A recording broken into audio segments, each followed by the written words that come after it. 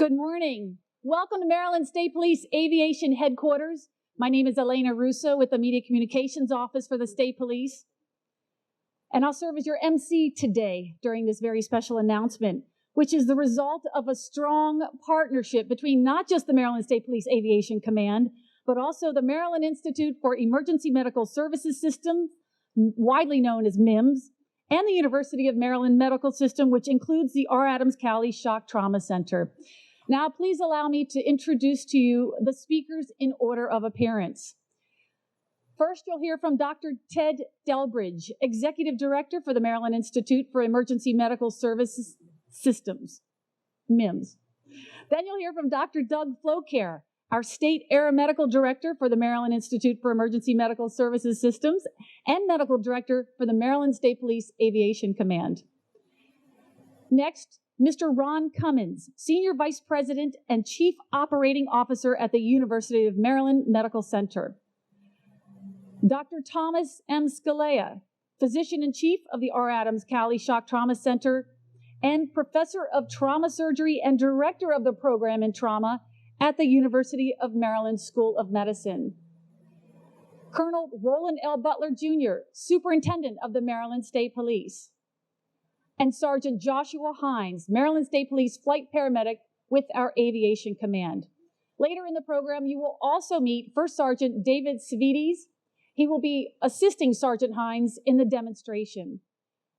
At this point, we will begin the program with MIMS, the agency that makes it possible for our EMS personnel to deliver high-quality care. Please welcome their Executive Director, Dr. Ted Delbridge. Hi there, good morning. I'll be brief so we can get to the important people. This year, we're celebrating the 50th anniversary of the Maryland Statewide Emergency Medical Services System. And while it's something that we today take for granted on many days, at its beginning, it was quite novel to consider that a systematic approach and commitment of resources and talent could actually indeed save lives. Last year, the Maryland EMS system responded to over 1 million calls for help, safely conveyed more than 500,000 people to Maryland hospitals for definitive care, and saved, literally, thousands of lives. All of this is made possible by an incredible partnership of folks who bring their expertise and resources to bear to help people at their times of greatest need, save lives, and make Maryland a better place. They have been doing so for 50 years, and we're reminded today that the work is never done. With an eye toward innovation, in an effort to further reduce morbidity and mortality, we are excited to announce Blood on Board, the result of a collaborative partnership that ends with people getting the life-saving care they need. This would not have been possible without the dedication of the Maryland State Police, the University of Maryland Medical Center and its blood bank, and the R. Adams Cowley Shock Trauma Center. And now to tell you more, Dr. Doug Flocare.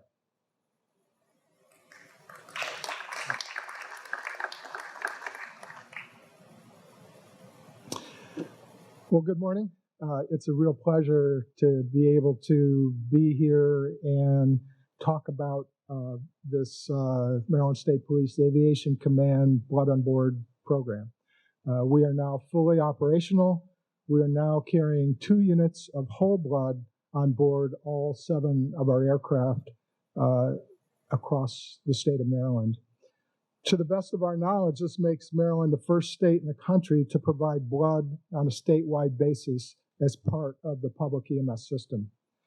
It's been a truly collaborative effort between the state police, between MIMS, and the University of Maryland Medical Center. You already know that Colonel Butler is with us, as well as Major Tagliaferri, the commander of aviation, who has been a great supporter in this effort. In addition to Dr. Delbridge here from MIMS, we have Dr. Tim Chismar, the State EMS Medical Director, who has also been a tremendous help in this process.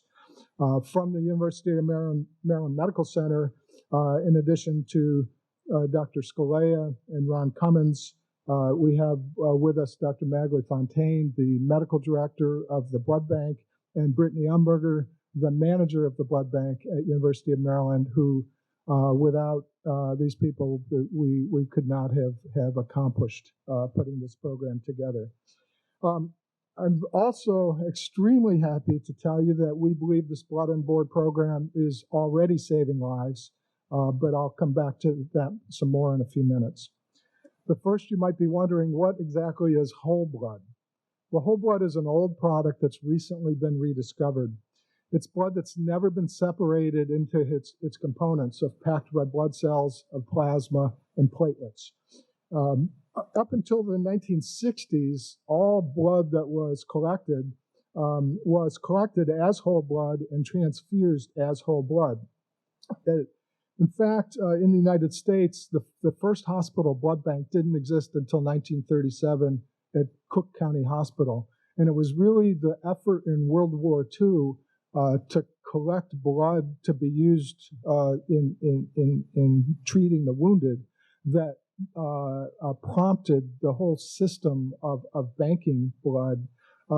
During the federal government's efforts to ratchet things up, there were more than 13 million units of whole blood donated and collected between 1940 and 1944. And by 1950, this translated into going from one hospital blood bank in 1937 to over 1,500 blood banks in 1950, thus making blood available to the American public, and again in the form of whole blood. Whole blood was the form of blood that was used in World War II, in the Korean War, and in the Vietnam War. As a matter of fact, more than 230,000 units of blood, almost 250,000 units of whole blood, were transfused during the Vietnam War. In the 1960s, processes were developed to be able to separate blood into its components, into red blood cells and a plasma and a platelets. And this allowed plasma to be frozen and stored for up to a year, and it allowed just platelets to be given to cancer patients who only needed to have platelets and not the other components of blood. And soon the default treatment for patients who are bleeding were packed red blood cells without so much attention being paid to how much plasma or how much platelets they were getting. And often these patients would get into problems with blood clotting after receiving large amounts of just red blood cells. During Operation Iraqi Freedom and Operation Enduring Freedom, the military switched from using separate blood components and went back to using whole blood in an effort to achieve better bleeding control, and they found this to be effective. More recently, here in the U.S., in one major study in particular, of which Dr. Sclayer and the Trauma Center were participants, there were randomized evidence showing that it was very important to match the amount of red blood cells you're giving with the amount of plasma and the amount of platelets that you're giving, so-called component therapy. This approach has been widely adopted by trauma physicians. Evidence from military experience and more recently work with civilian research on whole blood in the past 5 years has shown that whole blood is more effective at allowing patients to clot than component therapy. And there's been a big trend moving towards using whole blood in the leading trauma centers across the United States when they are treating patients in severe hemorrhagic shock and arrive truly near death. Whole blood in the Baltimore region did not become available from the Red Cross until 2021, and our Baltimore Shock Trauma Center began using it shortly afterward. As for our state police program, in 2016, I began meeting with Dr. Fontaine about the possibility of our flight paramedics carrying blood for our most severely injured patients. At that time, there were no other places in the U.S. Where paramedics were administering blood without either a doctor or a nurse as part of the team. Blood loss is one of the two main life threats that our particular group of patients face. And the other main life threat that they face is poor oxygenation from ineffective breathing. We've made major strides in being able to take care of patients with ineffective breathing with specialized techniques, new procedures, and new equipment to take over their breathing and improve their oxygenation. And we've also made advances in our techniques and equipment to stop active bleeding with the use of tourniquets and pelvic binders and hemostatic gauze.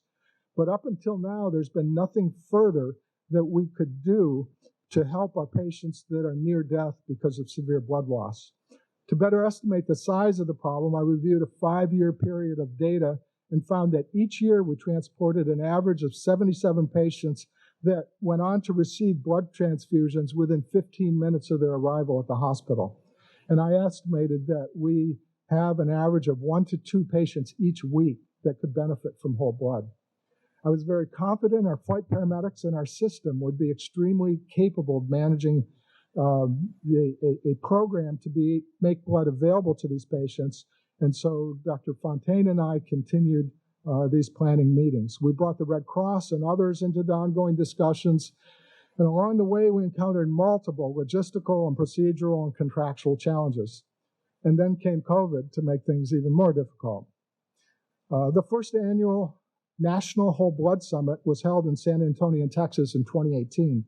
Sergeant Hines and I went together with a hematologist sent by Dr. Fontaine and an anesthesiologist sent by Dr. Scalea.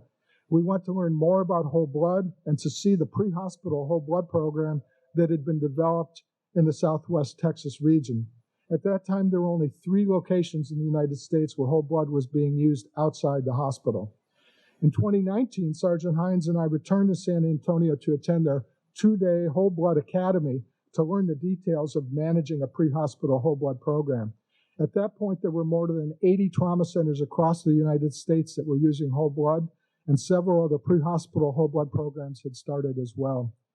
When we returned to Baltimore, we continued our efforts to find a source for blood and to build support from within our state EMS system. We worked collaboratively to develop a medical protocol for the administration of whole blood with Dr. Tim Chismar, the state EMS medical director, and our state protocol committee. This protocol was then approved by our state EMS advisory council and then ultimately by our state EMS board in 2021. In January of this year, after many months of discussion and with support from multiple levels of medical center administration and state government, a signed agreement was reached for the format of this new program. All of the policies and procedures, selection and validation of equipment, and other logistical details were worked out by a team that included Sergeant Hines, First Sergeant David Svedis, Corporal Christy Peterson, and Brittany Umberger, the manager of the University of Maryland Blood Bank. With this agreement, we transport blood units to each of our bases for 7 days, and then unused units are rotated back to the hospital at least 7 days prior to expiration so that they can be used for patients in shock trauma. The Aviation Command reimburses the medical center for the cost of units that we transfuse. Our goal is to achieve 0 wastage of blood. All of this blood movement is expertly tracked and managed by our 3 whole blood coordinators, Sergeant Hines, First Sergeant Svedis, and Corporal Peterson. We began our program trial period on May 10th with blood aboard Trooper 1, our Baltimore aircraft, and Trooper 2, our helicopter at Joint Base Andrews in Prince George's County. We transfused our first patient 10 days later. After several weeks of ensuring that all aspects of the program were running smoothly, and with concurrence of the blood bank, we expanded the program to our remaining 5 bases as more whole blood became available. As of today, we've administered whole blood to 23 critical patients. The majority have experienced trauma related to motor vehicles, but there have also been patients with injuries sustained from things ranging from gunshots to parachuting to entrapment under heavy machinery. So far, there are 4 patients who stand out in particular. A man in his 50s who drove his motorcycle onto the back of a stopped vehicle. A woman in her 30s who was a pedestrian run over by multiple cars. A man in his 30s who was ejected from a car that rolled over. And a man in his 40s who was driving a motorcycle and was struck by a car. All 4 of these patients were unconscious with blood pressures ranging from the 40s to the 50s with correspondingly fast heart rates. Prior to our ability to administer blood, These are the types of patients who would typically go into cardiac arrest and die before we reach the hospital. All 4 of these patients responded to blood, survived to receive treatment, and are currently in various stages of recovery due to the excellent trauma center care that they're receiving. That being said, however, the goal of this program is not only to allow more patients to survive, but also to allow patients to have as complete a recovery as possible by reducing the amount of time their brain and heart and other vital organs are subject to inadequate blood flow. This blood on board program is already saving lives, and we're hopeful that it will also allow our patients to more fully return to the lives they led prior to their injuries. To close, I'd like to recognize again not only the collaboration and support of MSP, MIMS, and the University of Maryland Medical Center, but also the teamwork of the Aviation Command staff and training section, and most importantly, our flight paramedics, who are the ones actually providing this care and have been so eager for so long to better serve their patients with severe hemorrhagic shock. Thanks.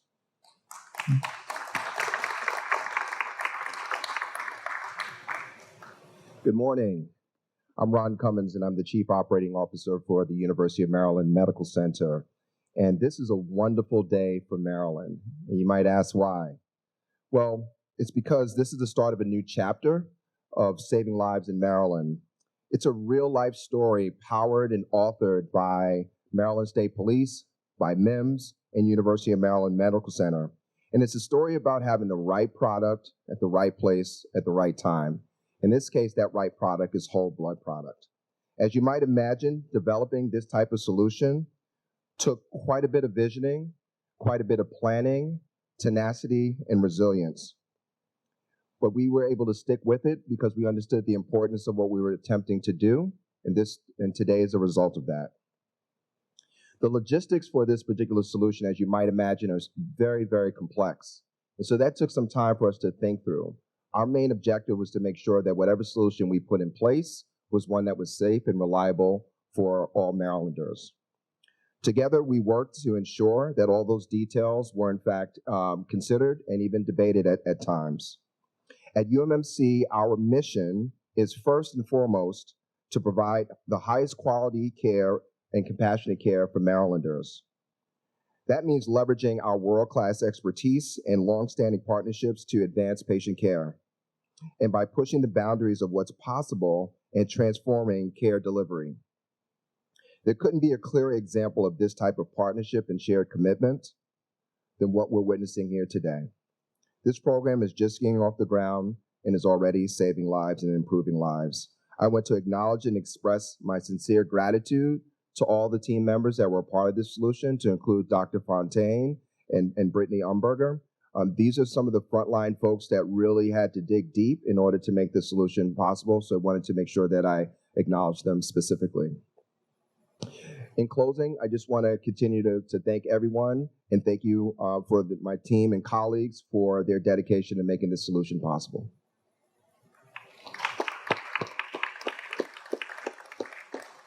Good morning. I will also be brief. I spent most of the night in the operating room. I got out here this morning and said, "What are we doing?" They said, "You're talking." I said, "Oh, well, I can think of something to say, I'm sure." And this has been Doug's program.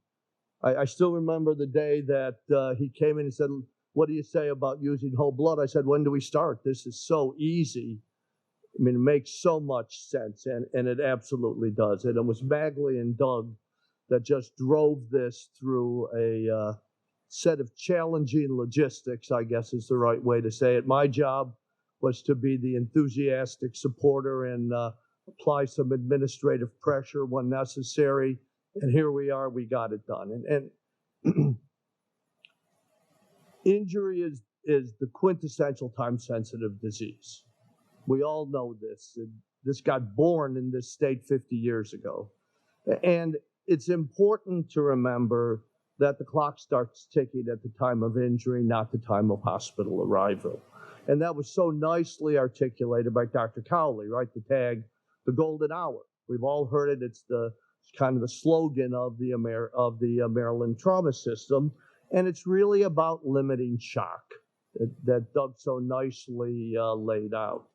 If you're in hemorrhagic shock and you get to the hospital with a low but still a decent blood pressure, your survival's about, I don't know, 30%, 40%. If you proceed to the cardiac arrest, your survival is under 1%. It's a dramatic drop. And so being able to limit shock before we get to the point where the wheels fall off the machine is really a very, very important thing. And the data on whole blood is really compelling, right? The military data, really championed by Jen Gurney, who I'm proud to say we trained,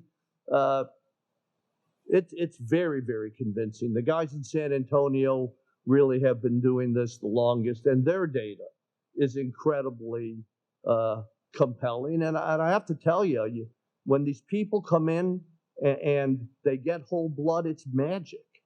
They just get better. They get better so much more quickly than they did when we were using crystalloid, and better than when we were using component therapy. So to me, this is just shock trauma out in the field. And we are just delighted to be able to be part of this program. We are so convinced that Dr. Kundi, now the director of our GO team, they're carrying blood with the GO team. This is a real thing, and it's going to just expand and expand and expand. I remember I was actually moderately close with Governor Mandel, who started the trauma system, and he told me the story of the day he created MSP with a gubernatorial proclamation in 1973. And it was involved with a meeting where the chair of surgery said it'll never work. It's got to be in a department of surgery, and it'll be too expensive. And his quote, which I have never forgotten, is too expensive. How much is a life worth? And that has been, I think, the driving force, doing everything, and I mean everything, to save everybody's lives. And this is going to do it. Thank you.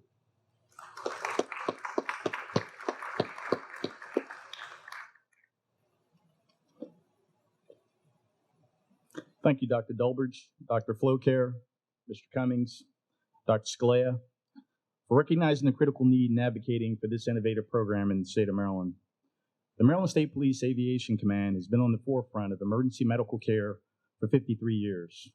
With the support of our pilots, trooper flight paramedics, maintenance technicians, the Aviation Command has transported over 165,000 patients since its first medevac mission on March 17, 1970.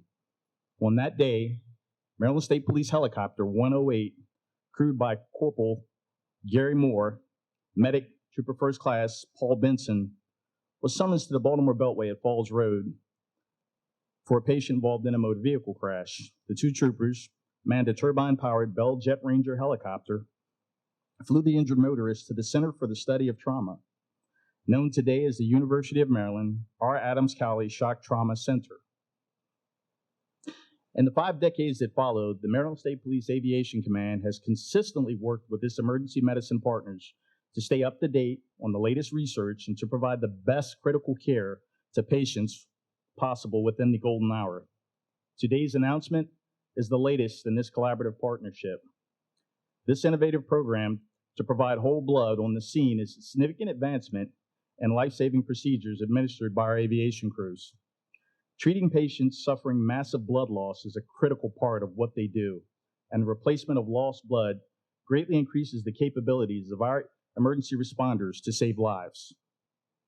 With a program like this, our Aviation Command is not just getting patients to the hospital, they're increasing the chances of long-term survival. The life-saving program is currently available statewide on all Maryland State Police Aviation Command aircraft.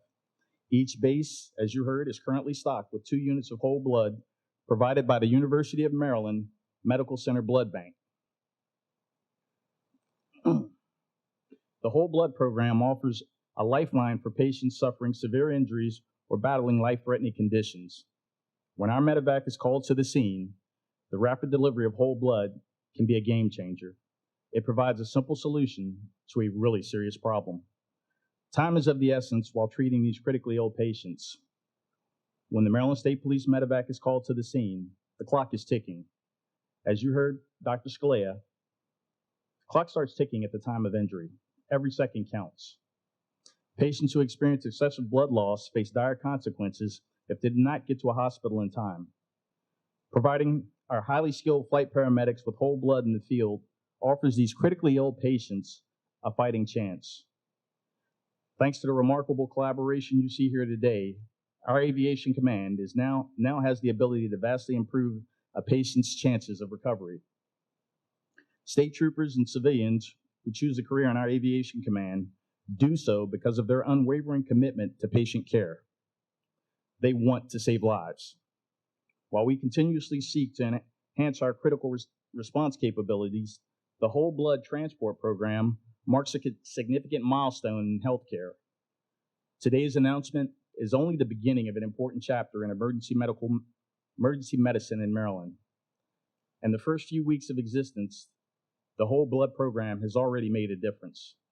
From the launch of the program on May 10th till today, Maryland State Police have administered whole blood to 23 patients.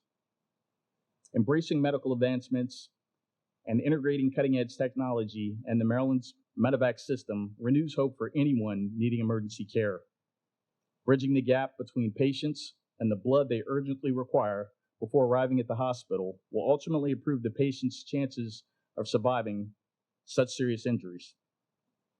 Advancements in emergency medical care give us hope for the future.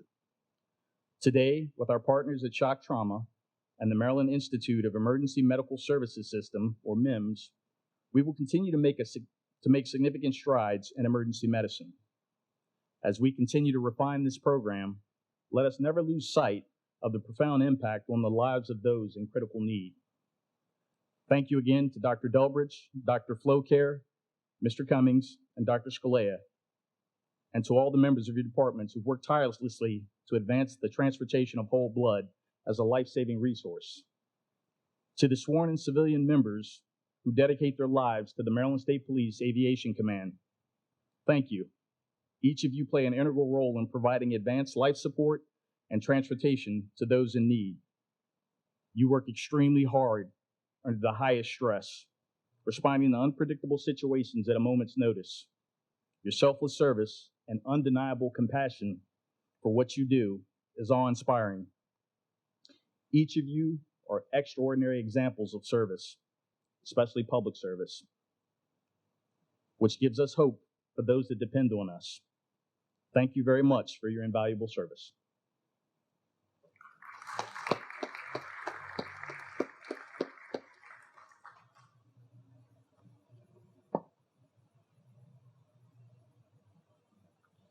Well, good morning. As trooper flight paramedics, we're constantly challenged to deliver the highest level of care to our patients, oftentimes in the most challenging and time-sensitive environments. And today you've been hearing about this practice that can revolutionize our ability to provide critical care in the air, and that's by administering whole blood. So imagine for a minute a scenario that our medics encounter on a regular basis. You're in this aircraft, you're about 1,500 feet above the ground, flying about 150 miles an hour. You're racing against time to reach a patient who's in dire need of life-saving intervention. You're listening to the radio communications, and the incident command is describing a patient that has suffered massive blood loss. For the Aviation Command, this patient could be one that's been shot, stabbed, or involved in a motor vehicle crash. Or it could be a mother suffering from postpartum hemorrhage, a patient with a ruptured aneurysm, or someone with serious gastrointestinal bleeding. In situations like these, traditional resuscitation methods may not provide the immediate fix that a patient may need to be stabilized. And as a flight program, we see so many critically injured patients with significant life-threatening blood loss. And providing basic IV fluids isn't sufficient at times to sustain the life And the administration of whole blood will partially replenish the blood volume that they've lost, but more importantly, it provides the opportunity to assist with clotting and transport oxygen to the tissues and the cells. So whole blood transfusions will simplify our interventions. Instead of administering multiple blood products separately, we can streamline our approach and save precious time and resources by administering a unit of whole blood. This simplicity is especially beneficial in the dynamic and constrained environment of a medevac flight, where space and equipment limitations are very real challenges. However, implementing a whole blood program requires a comprehensive approach. It requires thorough training, well-defined protocols, and coordinating with the hospitals and the blood banks to ensure that there's a seamless supply chain. And as flight paramedics, we need to continuously train, equip ourselves necessary with the knowledge and skills to administer whole blood and the transfusions effectively. So as Dr. Floker had mentioned, this has started several years ago. About 7 years ago, he began to lay the groundwork. In the spring of 2019, I was asked to be the lead medic representative for the Aviation Command to assist with rolling this program out. This included writing policies, initiating a training program, and coordinating with the University of Maryland's blood bank to meet their standards of blood storage during transport. Doc and I traveled to San Antonio twice, and our whole goal was just to gather as much information that we could and how to implement and start a whole blood program here for the citizens of Maryland. San Antonio Fire Department had just created their program. It was very robust, and it was proving very successful. Over the last 2 years, the Aviation Command training section has been providing training to all of our flight paramedics. During quarterly continuing education sessions, we have talked about many topics related to blood. This included understanding blood components, the protocols, the equipment that would be needed to transfuse, and then ultimately the administration procedure itself. Once we had finally received word that we had met all the requirements to carry blood, then we brought all the paramedics back in and we retrained them. And each paramedic was trained on the policies, the procedures, the protocols, and then ultimately we ran them through some scenarios and evaluated them in that fashion. And this added capability on the aircraft has been amazing. Our citizens now across the state have access to this outstanding care. And the partnership that we have with the blood bank will be far-reaching. The Maryland pre-hospital EMS community as a whole will be able to utilize our services that have a tremendous impact on patient care. For me, it's been a true honor to be a part of such a monumental program. After 22 years in aviation, treating thousands of critical patients, it's hard to describe what it's like to bring blood to a patient's side when they've been critically injured.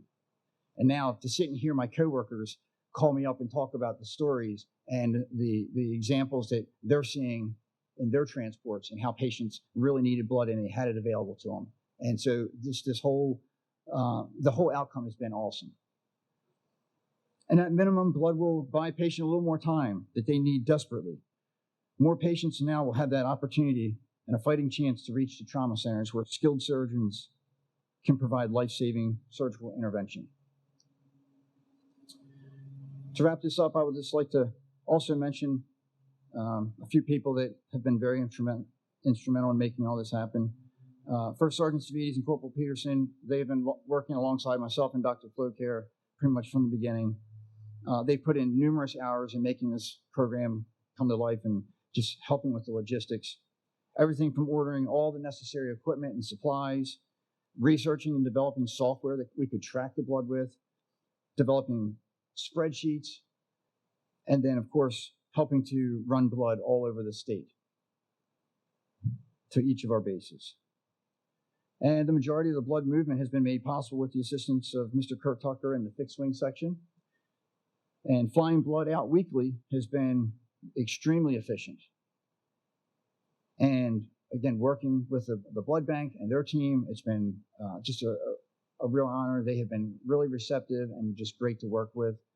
And it's truly been a team effort, as has been mentioned many times before. And then there's Dr. Floker. This guy has been working on this project for years. He's been involved with countless meetings, phone calls, and encountered so many challenges along the way. And I believe he's picked up a few more gray hairs. And all of these things were in addition to having the pandemic and dealing with COVID-19, which put a screeching halt to the program for a long period of time. And I'm sure there are many times where his frustration reached a point where it would have been so easy to throw in the towel and just give up. But he never did, and he continued to push for the success of this program. His passion for us to be able to deliver the best care possible for our patients is second to none. We are very fortunate to have him as our state medical director, and just overall, awesome job, Doc.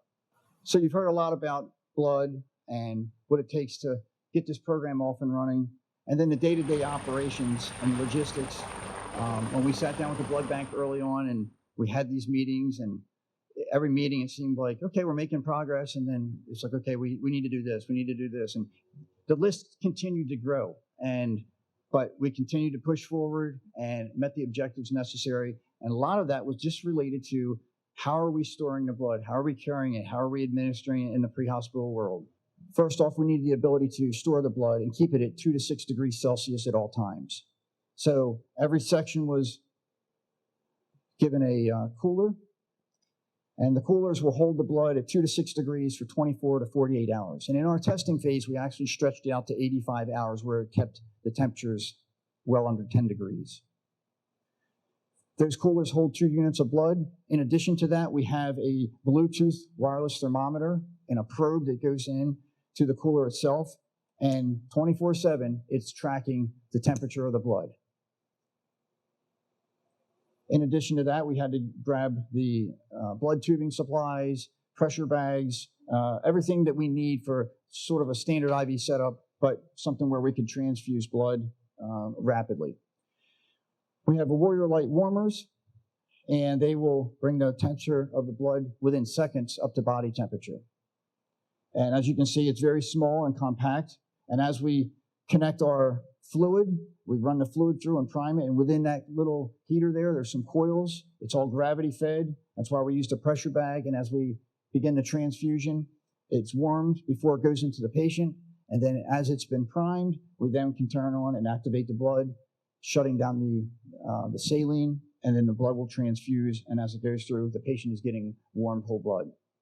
And then throughout the care, we're monitoring the vital signs constantly. We're looking for transfusion reactions. We apply a bracelet on the patient that actually has a QR code that has a link to the MIMS website, where if someone from an outlying hospital receives a patient and they're not familiar with whole blood, then they can look that QR code up, and it provides all the additional details related to whole blood. But again, just that is what our setup looks like. It's fairly straightforward, but again, with all the logistics, it's a little more than just setting up a standard IV. So, and then for pediatric patients, where volume is very important given their size, and we have to be able to give them fluid in precise increments. And we have the life flow gun there. It looks a little squirt gun, but actually it's loaded with a 10 milliliter syringe that's connected to the blood bag. And as you're squeezing it, the negative pressure pulls the blood into the syringe and then proceeds to push it into the patient. And so we can be very precise with our administration of blood to pediatric patients. And we can go all the way down to the age of 1 to transfuse blood. And if it's below that, then we consult with the local pediatric hospitals and run the call by them, make sure that they're okay with us continuing to transfuse. But that is our setup. That is where our crews are using every single day, and that's what we have available. Thank you.